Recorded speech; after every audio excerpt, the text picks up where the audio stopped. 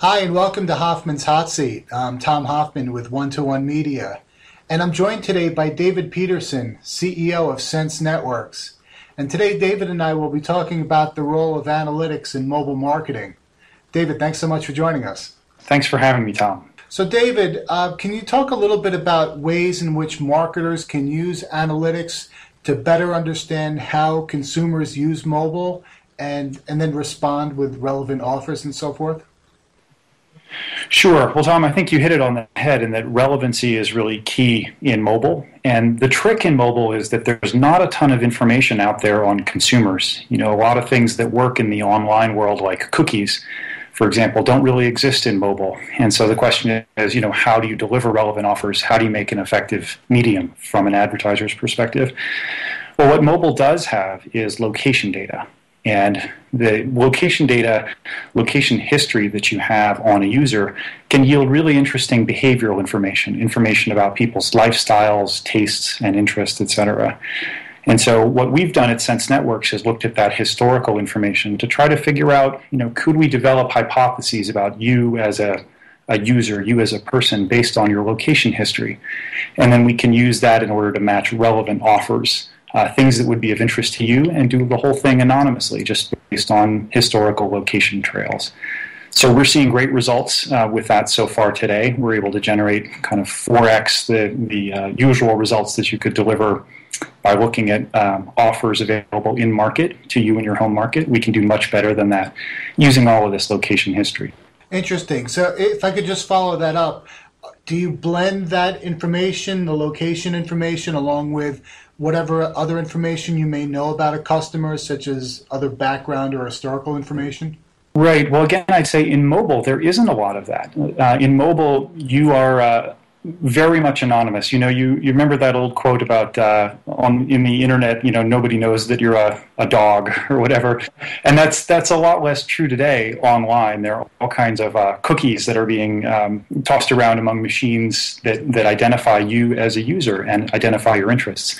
And that doesn't really exist in mobile. And so I think that what we're doing is we're actually blending location data with what we call point of interest data. So places that you go, places that you've been, and then we can say, well, what does that really mean about you? So if I gave you an example, it would be if you looked at my location data, what you would see is that I live here in San Francisco, in the Bay Area. I commute up and down Silicon Valley. You'll see me fly to New York, where Sense Networks headquarters is. You'll see me go out on Friday nights to restaurant districts, but you'll never see me out after 10 p.m. at night because I have small children. And all of this you'd get from looking at location data and then looking at what it meant to be at a certain place at a certain time. So were you at a Madonna concert or a sports game or something like that? So it's really the location data, plus just what you know about places. What does it mean to be at that location, which is how we are generating behavioral information. There really is much of an opportunity in mobile to blend it with other things today. Well, while we're on that topic, as you know, consumers use a variety of different channels to interact with companies, including mobile as well as traditional online chat, email, phones, and so forth.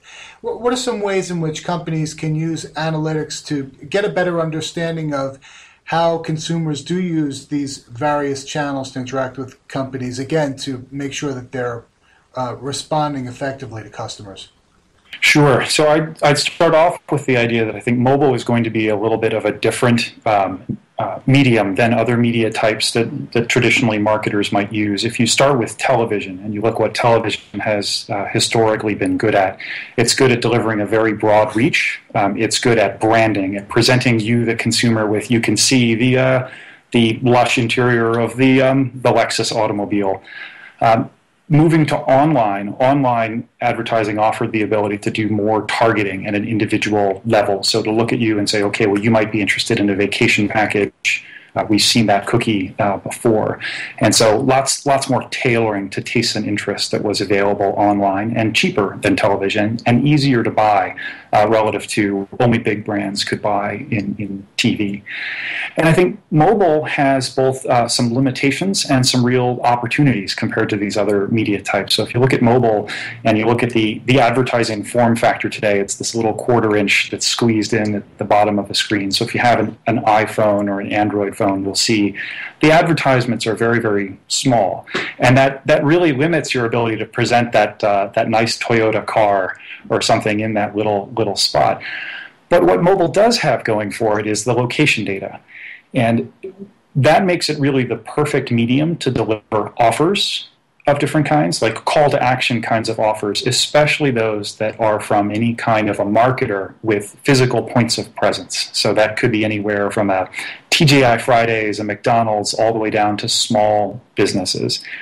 And so I think what you're going to see in mobile is lots of, it'll be of big benefit to offer-focused companies. And again, that could be bigger brands with physical points of presence. It could be small businesses. Could be the Yellow Pages.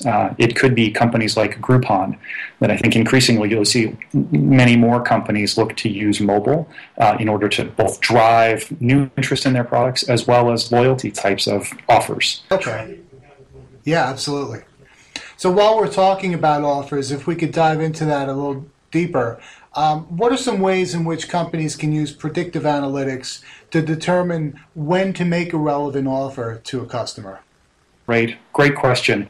Well, if I could start, I'd say that location-based advertising today is really predicated on this idea that you will trigger some sort of what we call a geofence. You'll be walking down the street. You'll be walking in front of the Starbucks. Your phone will know that, and all of a sudden you'll get a coupon for Starbucks, right? And we've all heard that example, and I think that's been the promise of location-based advertising for years. But the thing that it doesn't really allow is it doesn't really allow for consumers, for example, to think about when they want to take advantage of an offer. It's really a merchant-focused view that would have you walking down the street, continuously receiving offers via your phone, as if you're going to take advantage of 10 things right now, because you entered these kinds of geofences. What we do is when you look at all this location data from a user, you can figure out certain patterns. There's a predictive nature to the location data that we look at. It makes a lot of sense. Most of us are creatures of habit, right? You probably live in the same place you did yesterday. You go to work in the same place tomorrow as you did today. You spend the same time in the same kinds of places on the weekend. And so there are regular patterns to this data, and what that allows from a marketer's perspective is you can advertise in advance using the predictive power of this data.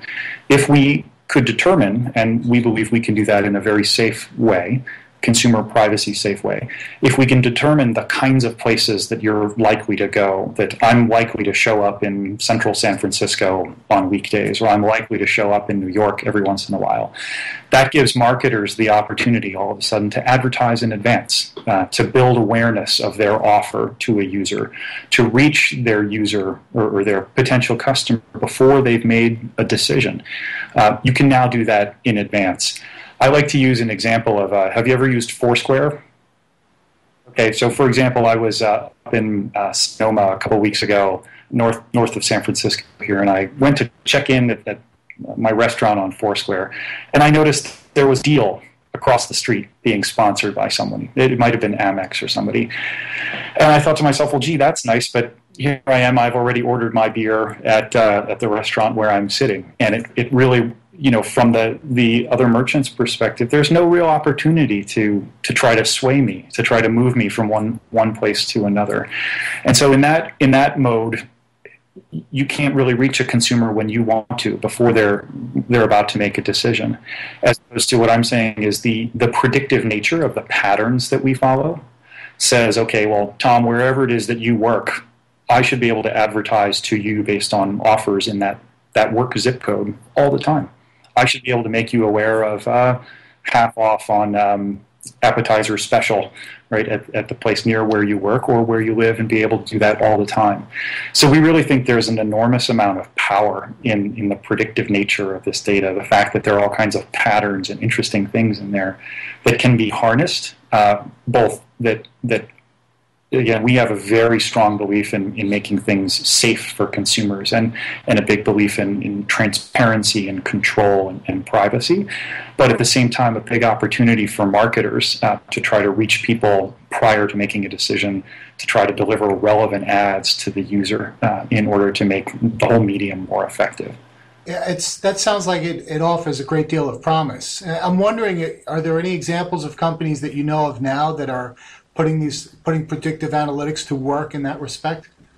Well, we're starting to. So we are a partner of companies like Groupon and Living Social and other daily deal companies, and using the daily deals that you would see, delivering those in mobile and being able to deliver them near places that you would go. And so I don't know if you commute or if you're, you head down to the city, you stay in Connecticut. I do a mix of commuting and telecommuting.